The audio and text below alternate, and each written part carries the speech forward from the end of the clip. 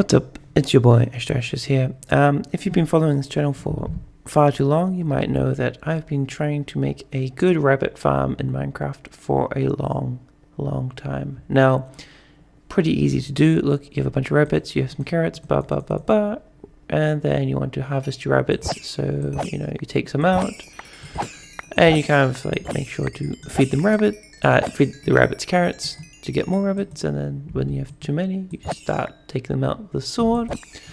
Really easy. There is no difficulty in making a rabbit farm. However, that doesn't use any redstone, and it's not all that interesting. And here I am in my creative world, where I like to use redstone and make things interesting. So, well, I won't look at it quite yet, but I finally have discovered how to do it. It's taken me many years, many attempts of making an interesting, definitely overly complicated rabbit farm. And while I haven't built it in a survival world yet, here's the proof of concept. And one thing I particularly like about it is if you use your imagination, it looks like a rabbit. See, these are the ears. Yeah, so this is the rabbit farm. Is it better than a pit filled with rabbits and some carrots in your hand? No. I would say it's probably worse. But it is definitely, without a doubt, overly complicated. And that's kind of what I pride myself on, I suppose. So let's get into, let's pretend that we're in a survival world and we want to, have our rabbits. Well, we have some rabbits down here. We'll get to what their purpose is in a bit, but otherwise we have this glass staircase that comes through this redstone. There really was no good way to make a pathway in here that didn't cut through the redstone in some way. And we come over to this room here, and this is the rabbit breeding room slash. No, that's a good name for this room. This is where we make more rabbits, and how we do that is we have two buttons, one on our left, one on our right, and it's important to have some carrots in hand. So first of all, there's no rabbits here, so we're going to push the button on the left, and we get delivered 2 rabbits. Now I can give these rabbits some carrots, and there's a baby rabbit. It's hard to see, but there it is. Once that happens, once I've got a baby rabbit, I just push this button to continue the process. Some things happen, and the rabbits are all gone. So that was that. That's breeding rabbits. And say I want to, I've got more carrots. Let's do it again. So I push this button. It's going to deliver a couple rabbits. Give it some carrots. Wait for it. Boop. There's a baby rabbit. Push the button.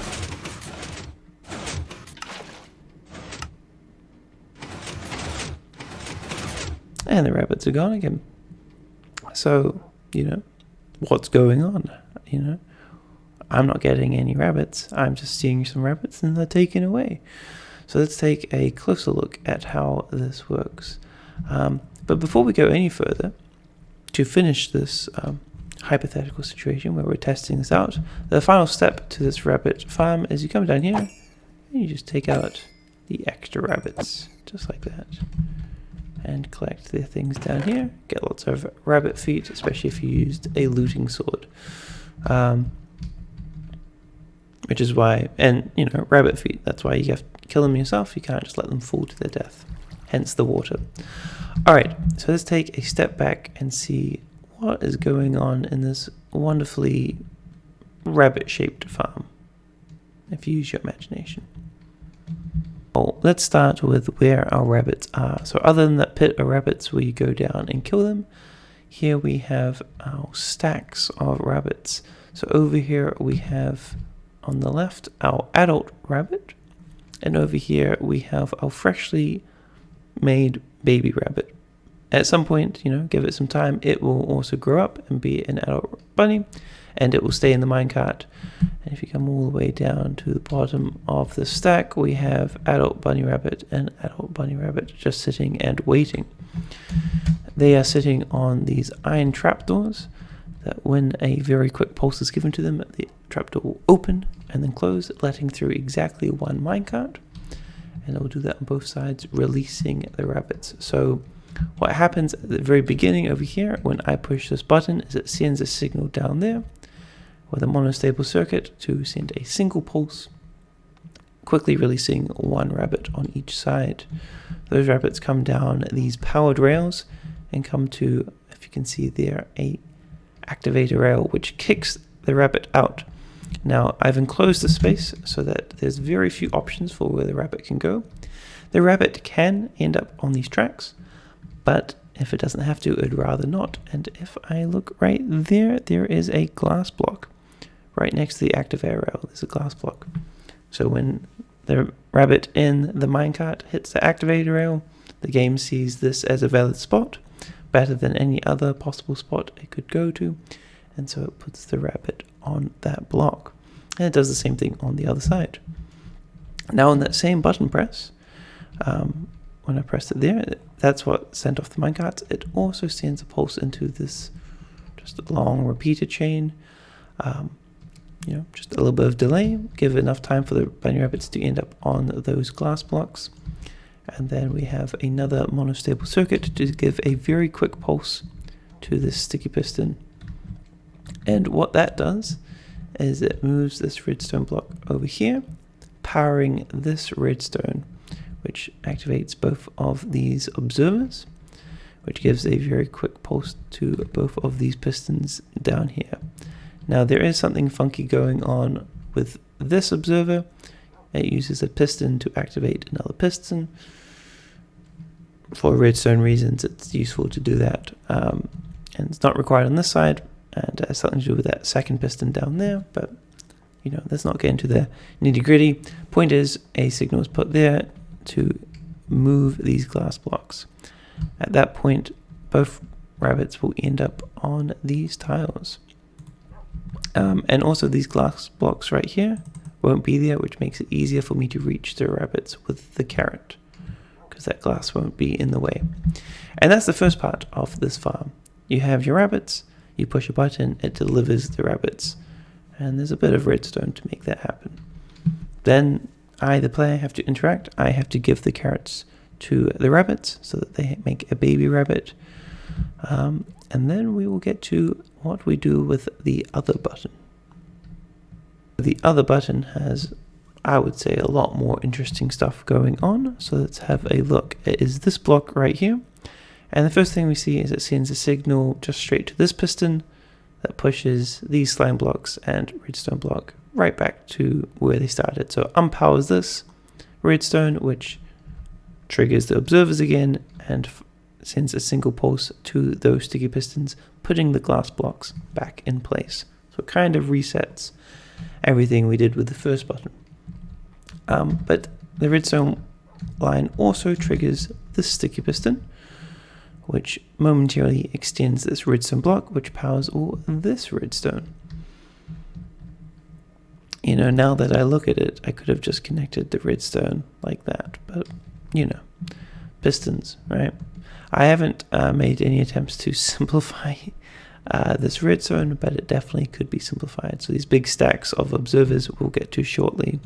Probably there's better ways to do it, but I'm just happy to get it working. All right, well, that redstone comes down here, and we send it to yet another monostable circuit to give a single pulse, but then we run it through a repeater on 2 ticks, which takes it from a single pulse to a slightly longer pulse so that it can be used by other redstone components. The point is we want it to be shorter than the initial pulse, but we don't want it to be, a single tick long. We then feed it into this double comparator setup in the subtract mode. What that does, I'll quickly show you over here. If you have 2 observers set up in this configuration and we power it, everything gets powered, but when I remove the power source, it stays powered for just a little while. So it's a nice simple pulse extender, right? makes the redstone stay on for a while. So honestly, now that I'm looking at it, why am I running it through a single pole? I don't know. Point is, it works, and I'm not going to mess with it anytime soon because I'm just happy to have it working. Anyway, essentially this is adding a longer pulse, so longer than a normal button press. And then with that, we send it into these two repeaters. And both those lines do pretty much the same thing. It involves making a piston, power a piston. It's a little bit weird that I'm using a piston to extend a redstone block to power a piston, but I have to have this redstone right above, so it's a little bit hard to power the piston. You know, now that I'm looking at this, there's definitely better ways to do this, but you know, whatever. What it does is it pushes the rabbits to the center. That forces the baby rabbit to drop down the center because it can fit. At this point, it's good to know what happened to those minecarts after dropping off the rabbits. They came down these separate sides and ended up sitting here and sitting here. When the baby rabbit falls down, it's scared by the wolf. It runs into the blue ice, slides along into the minecart, and gets carried away back to the stack of rabbits. The other minecart is just sitting there, and we'll see why that is very shortly. But the important thing is these pistons extend, squishing the rabbits to the center and forcing the baby rabbit to fall. Alright, at the same time, a redstone signal is sent.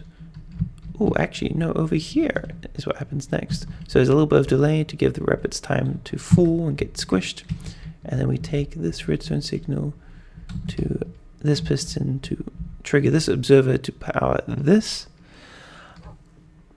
dispenser. Just dispense a bucket of water. If you go back or if you remember, water was dispensed to push the rabbits away from the center. So after the baby rabbit falls down the center, the water pushes the rabbits to the sides, so they're no longer stuck in the center block.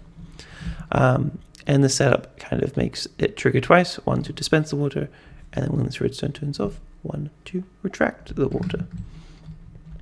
Alright, so we're almost done. Essentially, we have the baby that's been sent back to the top, and both the adult rabbits are now sitting on their respective sides. So what's left? Well, we follow this redstone up. We have a lot of delay. At this point, there's probably more efficient ways to build in delay. And then, essentially, I power a bunch of stacks of observers. Those observers power some pistons. But the only thing you really need to know is it pulls this glass block away and pushes this glass block over, taking this rabbit and dropping it down a tube right there onto the minecart, and it hops in and it gets carried back up to the stack of rabbits over there. On the other side though, the opposite happens. This glass block is pulled away, this one is pushed, and the rabbit falls down this pit into that water pit that we saw them down at earlier, where you can then go collect your rabbit things. So if we were to test this out one more time, having gone through all that, let's see that all in action. So I push the button, I'm going to get 2 rabbits, they drop down, the minecart there, I give them their carrots, baby gets born, and this is where a lot of things happen, so pay close attention. Alright, baby rabbit falls, it gets put in minecart, water dispenses, glass is pushed, rabbits fall, that one's carried away, and that one goes to the pit. Alright, and then, you can have a whole bunch of rabbits sitting in this pit, and then when you're done with them, you take them out and collect your rabbit feet, and rabbit meat, and rabbit leather, rabbit skin, I don't know. Alright, so that's that. It's a way too complicated system for what can just be a pit of rabbits and some carrots in your hand, but as you can hopefully tell from everything else in this world, making things just a little bit more complicated than they need to be is what I enjoy doing. So there we go. Hopefully, if you need a rabbit farm, this was enough of a tutorial for you to build it at home. If not, no, I will not do a tutorial. Don't even ask. But I will build this in my survival world at some point. Maybe I can show that off later.